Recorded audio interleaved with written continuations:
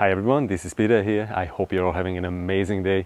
I went to the Royal Botanic Gardens in Melbourne about a week ago on a beautiful sunny afternoon, and even though the light was pretty harsh and it was quite busy, I still managed to grab some really decent shots. If you are familiar with my photography, then you know that I really love abstract, simplicity and repetitive patterns, and there were so many interesting subjects to explore, especially succulents, so I really had a ball. Just briefly about the gear that I used, I captured all of the upcoming images with the Canon R7 and the EF 100-400mm IS2 lens. I absolutely love that lens. It's definitely one of my favorite go-to lenses. What I really love about this setup is how versatile it is, and the 32 megapixel cam will allow you to crop in quite substantially along with the decent image quality if you need to. In this video, I'm going to show you my favorite shots, and as always, please leave a comment down below and let me know which image or images were your favorite, or provide me some feedback. Also, if you're new to the channel and you love nature photography, don't forget to subscribe. Anyway, let's have a look at those shots now. As we were entering the gardens, at one of the gates, my friend noticed these awesome Australian magpies made out of metal. I think the artist definitely captured the essence of their behavior in these statues. Alright, let's start with some cacti. I wish I had made some notes on the specific species that I'm about to show you, but I was a bit lazy, to be honest. I know that this subject is a Barbary fig, also known as prickly pear, and while prickly pears are generally considered invasive, this particular species is the sole exception. I went for a vertical composition in this frame and really liked the two different shapes of those leaves and the bicolor background. I was gonna discard the following image, as the colored version just doesn't work in my opinion, but once transformed into monochrome with increased contrast, I started to appreciate the texture detail of those sharp spines or prickles and the interplay between shadow and light, which provided the frame with a bit of depth. This subsequent image is heavily cropped, and once again I was drawn to the perfect symmetry and repetitiveness. This third image is cropped too, as I try to get rid of distracting elements, and while I liked a bit of red in the background, the black and white version looks much better, I think.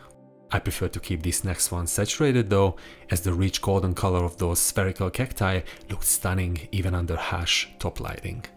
For the next three sets of images, I like both the colored and the monochrome versions. Let me know which one you prefer in the comments below.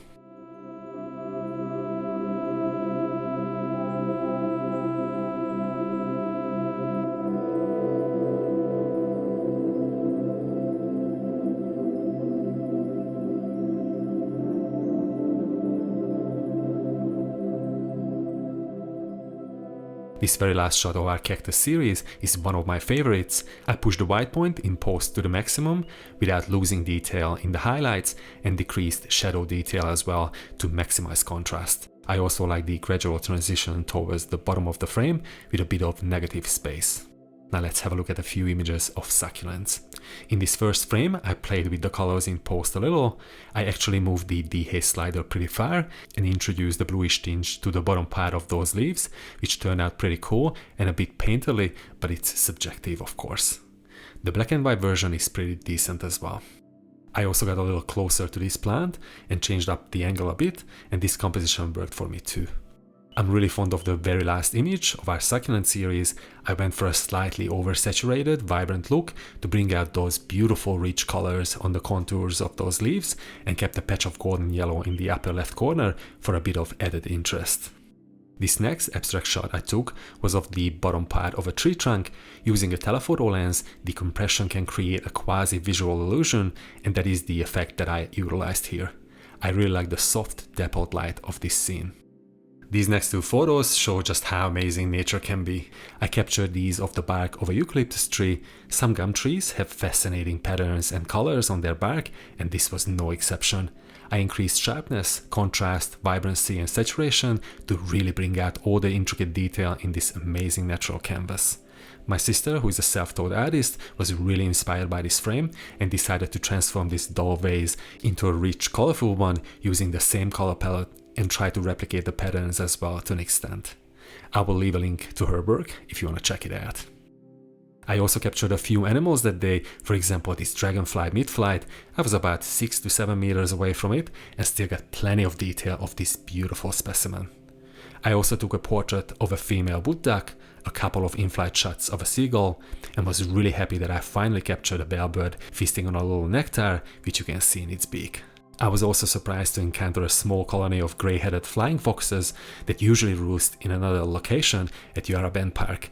They are keystone species and play an extremely important ecological role as significant pollinators of many endemic plants. I left some colorful images for last, mainly of some beautiful flowers, and I will let you just enjoy these without any commentary. Hope you will like them.